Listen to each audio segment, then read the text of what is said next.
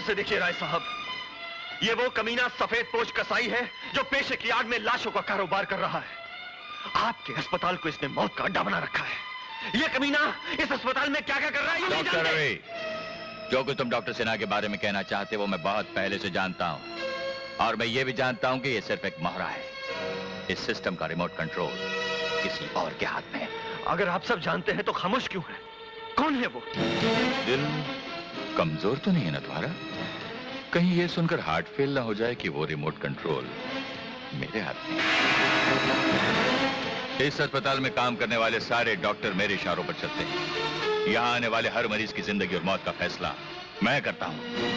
इस छोटी सी कायनात का खुदा हूं मैं, खुदा। तो वो दान पुण्य, वो गरीबों से हमदर्दी, वो सब दिखावा है, नाटक है। और नहीं तो क्या। तुम क्या समझते हो मैंने ये अस्पताल भिखारियों और लावारिसों के लिए खोल रखे हैं? जिस तरह कसाई के लिए एक पका उसकी रोटी रोजी कमाने का साधन है, इसी तरह इंसानी जिस्म मेरे लिए दौलत कमाने का साधन है।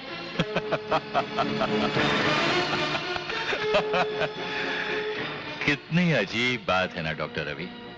जिस मुल्क में जिंदा इंसानों की कोई कीमत नहीं, मैं उन्हें लाशों में बदलकर कीमती बना देता हूं। खैर, अब तुम हमारा राज जान ही गए हो तो हाथ मिलाने की कीमत बताओ।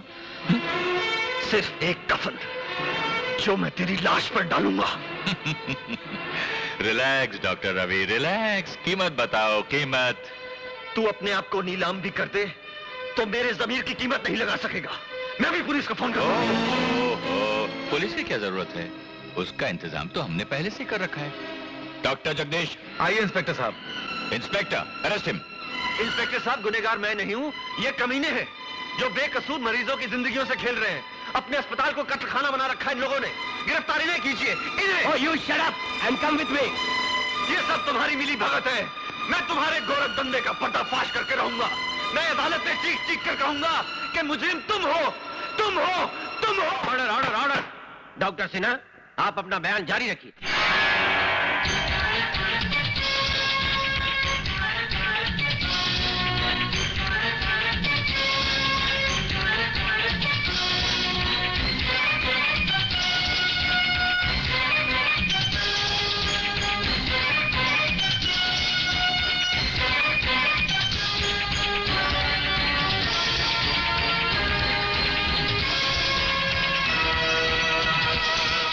खिलाफ एक मुकम्मल साजिश है योर ऑनर। ये सारे सबूत, ये सारे गवाह राय बहादुर के खरीदे हुए मोहरे हैं। मैं सच कहता हूँ जज साहब, मैं निर्दोष हूँ। मैंने कोई पाप, मैंने कोई गुनाह नहीं किया जज साहब। मैंने कोई पाप, मैंने कोई गुनाह नहीं किया जज साहब। तमाम गवाहों और सबूतों की रोशनी में ये अदालत इस नतीजे पर पहुंची है कि डॉक्टर रवि ने रुपयों की खातिर एक मासूम बच्चे की जान ली और अपने पेशे को बदनाम किया। लिहाजा ये अदालत डॉक्टर रवि को डॉक्टरी के पेशे से खारिज करते हुए उम्र कैद बामुशक्कत की सजा सुनाती है।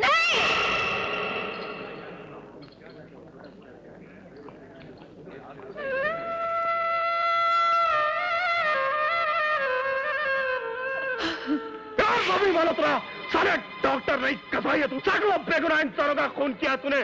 तुझे उम्र कैद नहीं, फांसी होनी चाहिए। सितारे में बात नहीं है साले तुझे। मारो साले को, मारो, मारो साले को, मारो। साले मासूम बच्चों की जिंदगी में खेलता है, ह्यूमन ऑर्गन की स्टडी करता है। अरे उसके बाद छोड़ा नहीं साले को, मारो, कुत्ते की तरह मारो उसको साले को। अबे ज्यादा कहा है साले, कसाई के बच्चे, छोड़ो मत इसको। अरे इसको क्या मार रहे हो? इसके बच्चे को छीन लो, इसके बच्चे के टुकड़े टुकड़े कर दो। जो मेरे बच्चे को हाथ लगा दो। जाओ, मैं कहता हूँ रुक जाओ। इंस्पेक्टर साहब ने रोकिए, ये मेरे बच्चे को मार डालेंगे। छोड़ दो मेरे मुन्ना को।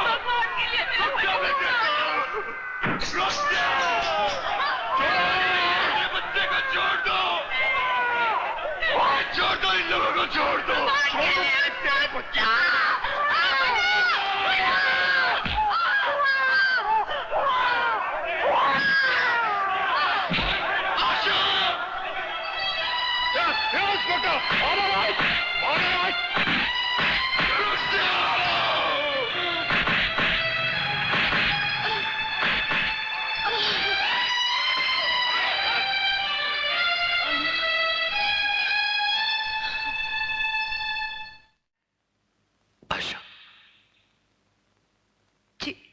तुम ये शहर छोड़कर चली जाओ। क्या हम एक दूसरे से अलग तो हो ही चुके हैं, और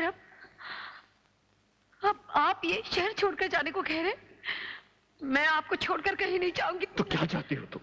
अगली बार जब तुम मुझसे मिलने आओ, इस बच्चे की लाश तुम्हारे हाथों में हो। एक बाप होकर ऐसी अशुभ बातें कर रहे हैं। तो क्या करूं?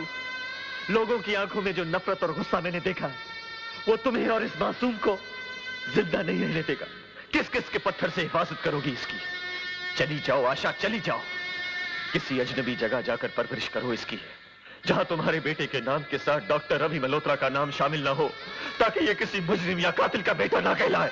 मैं बताऊंगी इसे कि सच्चाई क्या है। नहीं यकीन करेगा वो। अरे बचपन कोरे कागज की तरह होता है, और दुनिया वाले मेरे गुनाहों की उस पर इतनी स्याही बिखेर देंगे कि तुम्हारे लिखने के लिए कोई जगह नहीं रहेगी। इसलिए कहता हूं आशा, मान जाओ, मान जाओ। इस बच्चे के भविष्य की खातिर तुम्हें दुनिया वालों के सामने विधवा बनकर जीना होगा। एक माँ का फर्ज निभाने के लिए आप एक पत्नी से उसका अधिकार क्यों छीनना चाहते हैं? ताकि तुम्हारी मांग का सिंदूर उन सवालों को जन्म ही न दे सके जिनका जवाब तुम्हारे पास न हो। समझ लो तुम्हारे सुहाग को उम्र कैद नहीं, फांसी हो चुकी है, विधवा हो चुकी हो तुम। पोंछ दो अपने नाम का सिंदूर, तोड़ दो ये फांस की निशानियां, तोड़ दो जो तुम्हें कभी मेरे जिंदा रहने का एहसास भी न दिला सके। आज के बाद तुम कभी मुझे जी मिलने नहीं आओगी, और न ही इसे कभी बताओगी कि मैं जिंदा हूं। आशा,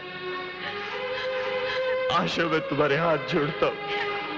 वचन दो कि तुम इस राज को राज ही रखोगी। तुम्हें इस बच्चे के भविष्य की कसम, तुम विधवा बनकर रहोगी।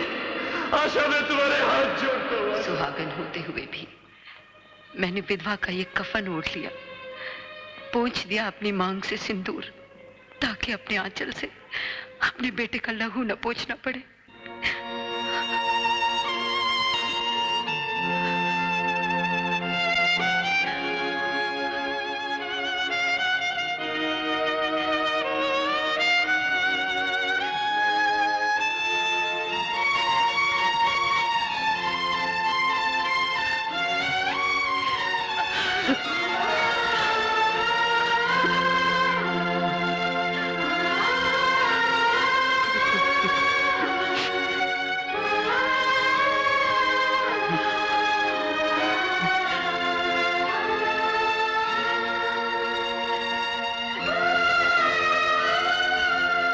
बदकिस्मती की सलाखें थी वो, जिसके एक तरफ तू घुट घुट के जीती रही और दूसरी तरफ मेरा बेगुनाह बाप तड़पता रहा। लेकिन अब ये जुल्म और नहीं होगा। अपने बाप को बेगुनाह साबित करके उन हरामजादों को उनके अंजाम तक पहुंचाऊंगा मैं। नहीं बेटे, तू उनकी ताकत को नहीं जानता, बहुत खतरनाक है वो लोग। तू इसलिए डर रही है ना कि तेरा एक ही सहारा है, लेकिन इस सहारे को बैसाखी की तरह नहीं, तलवार की तरह इस्तेमाल कर मां, तलवार की तरह। मुझे आशीर्वाद दे मां।